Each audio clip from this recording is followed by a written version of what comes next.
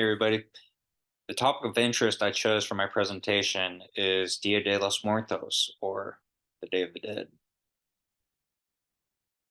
Day of the Dead is a Latin American holiday celebrated every year between November 1st and November 2nd. It is believed that between this time, the barriers between our world and the spirit world dissolve, allowing these spirits of the deceased family members to celebrate the holidays with their living relatives. During this time, it is believed that deceased family members are able to eat, drink, and dance with their family. The dead are considered honored guests by the living and are welcomed back with displays at either gravestones or in their own homes with a display referred to as an ofrenda. These displays often have photos of the deceased with lit candles, brightly colored marigold flowers, and the deceased's favorite food, drinks, or personal items. Most common foods offered to the dead are tamales, tortillas, fruit, and sugar cookies in the shape of skulls. The popularity of Halloween could be a likely contributor to the rise of the Day of the Dead parades, which started fairly recently and have become very popular and has helped promote this tradition worldwide. And while similar to Halloween, it is very much its own unique holiday, but it does share a common ancestor. Contemporary Day of the Dead is the result of traditions held by pre Columbian Aztecs living in what is now Mexico, blending with similar traditions of their European colonizers. The Aztecs believed upon death, a person would travel to the land of the dead. They would then go on a challenging journey, traveling through 9 levels of the afterlife, which was thought to take several years to reach their final resting place. Aztecs held annual rituals every August to honor their dead with food, water, and tools thought could help the dead with their journey through the afterlife.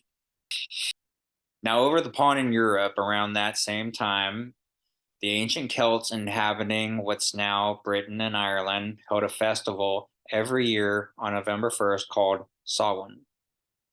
The festival marked the end of harvest season and the beginning of winter.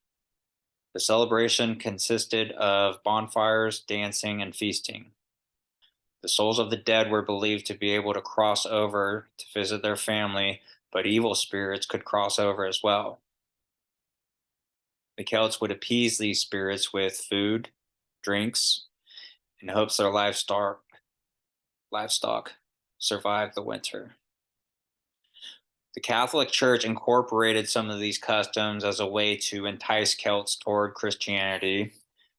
It evolved into a 3-day observance known as the All Hallow Tide to remember and pray for the dead martyrs, saints, and faithful Christians.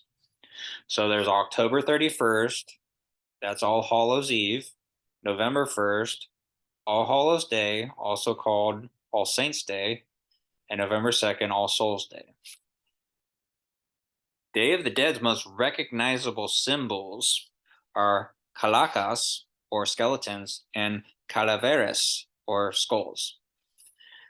This happened just in the last 100 years. Sometime around 1910, political cartoonist Jose Guadalupe Posada drew La Calavera Catrina, or Elegant Skull, is an image of a grinning skeletal woman with a large European hat. This was intended as a statement mocking politicians and indigenous Americans who tried to look and act more European.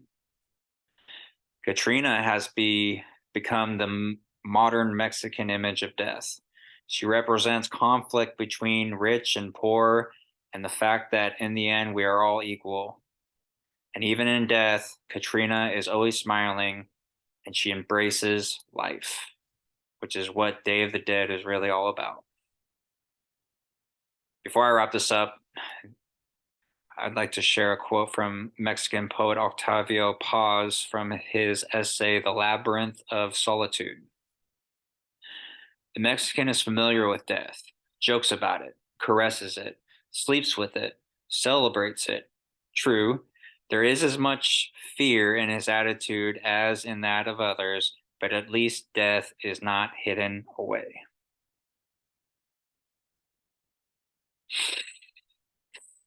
So I chose this topic not just because Day of the Dead was so recent, but I've always been fascinated by all the art, bright colors, and the general Latin American positive views on death.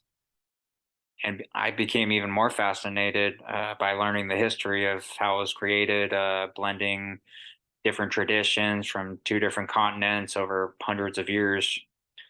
And recent films depicting Day of the Dead, such as Disney's Coco and the recent one of the recent James Bond films, Spectre, also gave me some inspiration.